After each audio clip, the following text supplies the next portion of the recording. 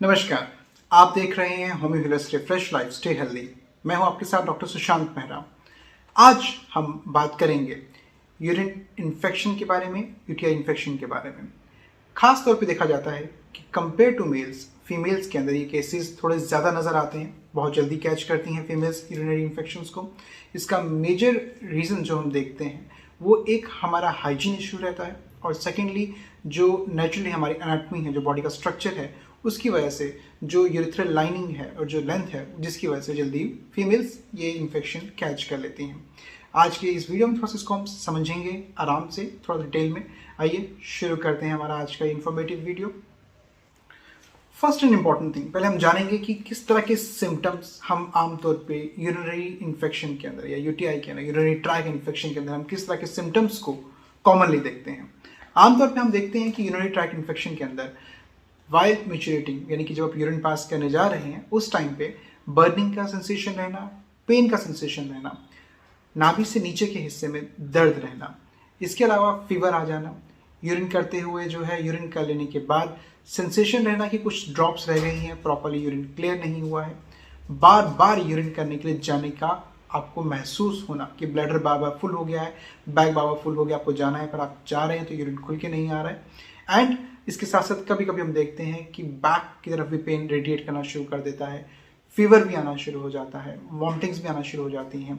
And जितनी बार आप urine करने जा रहे हैं आपको यूरिन में कई बार बहुत इंटेंस पेन भी डेवलप होता है, यूरिन कर लेने के बाद भी ये पेन परसिस्ट कर जाता है। तो ये कुछ ऐसे सिम्टम्स हैं जो हम कॉमनली देखते हैं यूरिनरी ट्रैक्ट इन्फेक्शन के अंदर। नंबर 2 पे हम बात करेंगे अब कि किस तरह से हम यूटीआई इन्फेक्शन से बच सकते हैं। देखिए, यूटीआई इन्फेक्शन से बचने का सबसे इंपॉर्टेंट और मेजर तरीका यही है कि आप प्रॉपर हाइजीन मेंटेन करें। जितना अच्छा हम हाइजीन मेंटेन करेंगे उतने ही चांसेस यूटीआई इन्फेक्शन के कैच होने के हमारे कम हो जाते हैं। कोई भी तरीका 100% नहीं होता, पर जब हम हेल्दी लाइफस्टाइल को ऑब्टेन करते हैं, उसको अचीव करने की कोशिश करते हैं, तो ऑटोमेटिकली हमारी हेल्थ बेटर होती है, हमारे चांसेस ऑफ गेटिंग इन्फेक्शन कम होते हैं।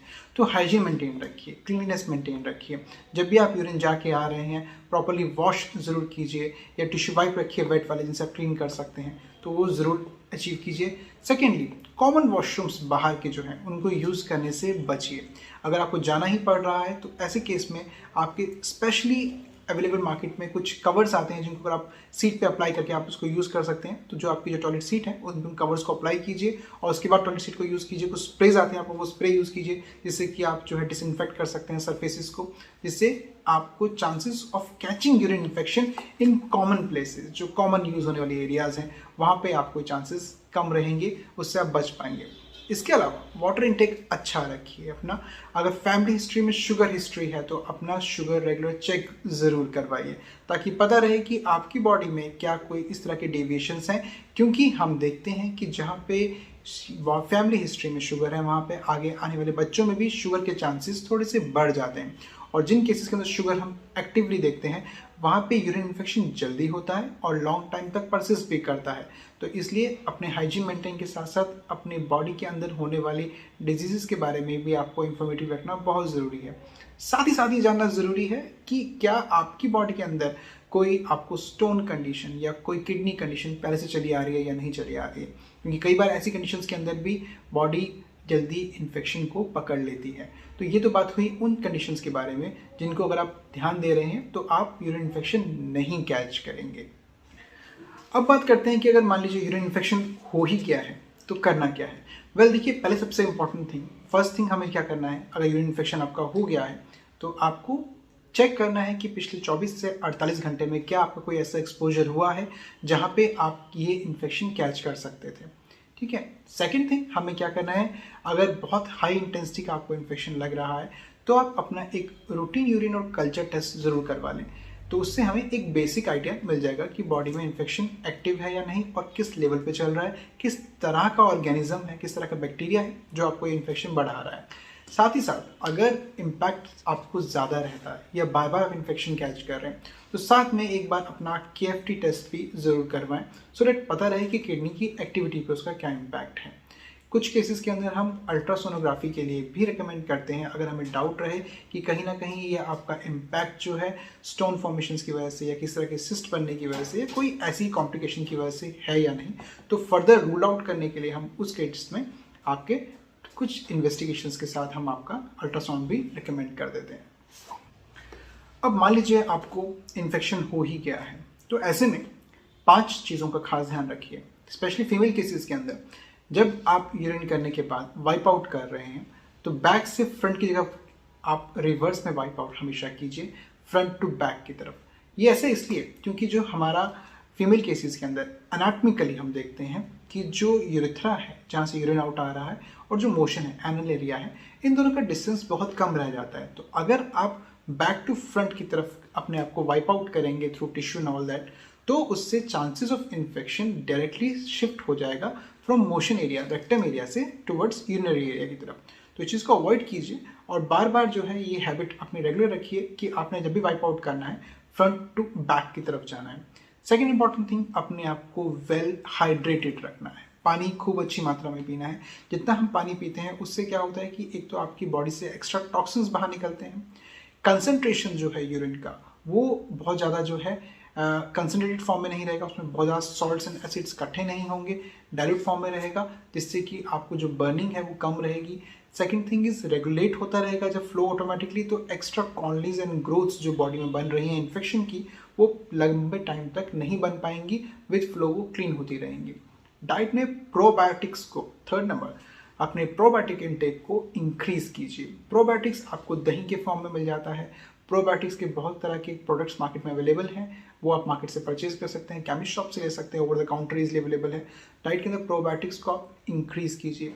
फोर्थ इंपॉर्टेंट थिंग इज कि आपने जो है ज़्यादा देर यूरिन को होल्ड नहीं रखना है। अगर आपको लग रहा है कि आपको यूरिन की अर्जेंसी हो रही है, इमीडिएटली जाइए और यूरिन को पास ऑफ कीजिए। बिकॉज अगर आप यूरिन ज़्यादा देर होल्ड करते हैं तो ऑटोमेटिकली उससे मसल्स पे नेगेटिव इम्पैक्ट आएगा आपकी ब्लैडर की। जो यूरिन वहाँ रुक रहा है वो बैक्टीरियल ग्रोथ को और ज़्यादा मौका देगा और बैक्टीरिया और ज़्यादा ग्रो करेगा and chances of infection travelling towards your kidney बढ़ जाता है। तो जब भी आपको यूरिन ज़्यादा आ रहा है, ध्यान रखिए कि आपने इमीडिएटली जाकर के यूरिन को पास ऑफ करना है। होल्ड करने की कोशिश बिल्कुल ना करें, क्योंकि ऐसे में अगर आप नहीं कर रहे हैं ये चीज़ तो आपकी किडनी के ऊपर मेजरली इम्पैक्ट कर सकता है। क्योंकि अगर इन्फेक्शन आपकी किडनी तक ट्रैवल करेगा तो ये चीज़ आपके लिए ज़्यादा खराब होगी। आपकी किडनी की फंक्शनिंग को इम्पैक्ट करने के साथ साथ वो बाकी हेल्थ को भी इम्पैक्ट करेगा। विटामिन सी का इंटेक बढ़ा दीजिए। जैसे हम पहले बता चुके हैं कई बार आपको कि विटामिन सी इम्यूनिटी के लिए बहुत अच्छा है। विटामिन सी एंटीऑक्सीडेंट की तरह काम करता है। आप अगर विटामिन सी ले रहे हैं तो ये यूरिन में मौजूद नाइट्रेट्स के साथ जाकर के नाइट्रेट ऑक्साइड बना देगा, जो कि बैक्टीरियाज को किल करने में हेल्प करता है। तो यानी कि आपकी यूरिनरी इन्फेक्शन के अंदर विटामिन सी रिच फूड अगर आप ले रहे हैं तो वो आपकी बॉडी में मौजूद बैक्टीरियाज को मैक्सिमम जितने भी ऑक्सीडाइज हो सकते हैं उनको जो है अपने ऑक्सीडेशन हेल्प से नाइट्रिक ऑक्साइड बना करके वो उनको मार देगा, ख़त्म करेगा। तो आपको इन्फेक्शन से फाइट बैक करने में विटामिन सी काफ़ी अच्छा हेल्प करता है।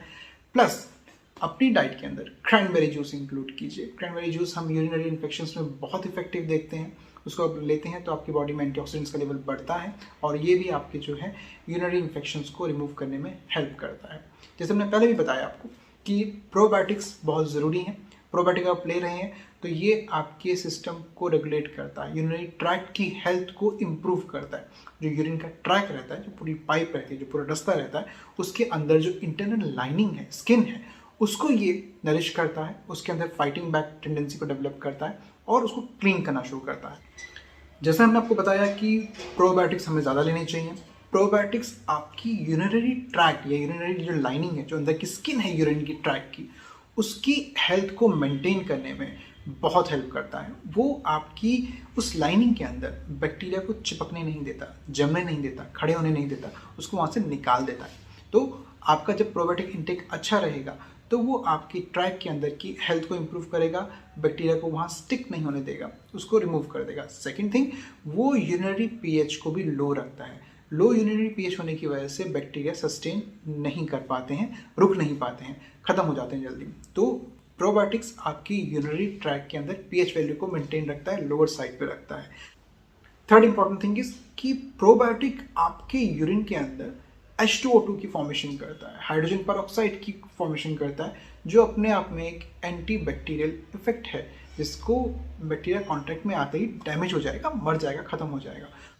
सो प्रोबायोटिक्स भी बहुत अच्छा काम करते हैं हमारे यूरिनरी ट्रैक के इन्फेक्शन से फाइट बैक करने में। बेसिकली वो 3 तरह से काम कर रहे हैं। वो ना बैक्टीरिया को वहाँ चिपकने दे रहे हैं, ना उनको वहाँ ग्रो करने दे रहे हैं, और उनको मार भी रहे हैं। तो 3 तरह से वो हेल्प कर रहा है। तो प्रोबायोटिक का ये थोड़ा सा हमने एक शॉर्ट में बताया कि प्रोबायोटिक कैसे हेल्प कर रहा है आपको। ये सब चीज़ें हैं जो अगर हम अपने डेली लाइफस्टाइल के अंदर इम्प्रूव कर रहे हैं, रिड्यूस कर रहे हैं, ड्यूरिंग इन्फेक्शन इनको फॉलो कर रहे हैं, तो इससे हमारा इन्फेक्शन बहुत जल्दी खत्म हो जाता है। बट ये अगर आपको सिम्टम्स ज़्यादा महसूस हो रहे हैं तो देखिए आपको मेडिकेशन लेना बेहद ज़रूरी है।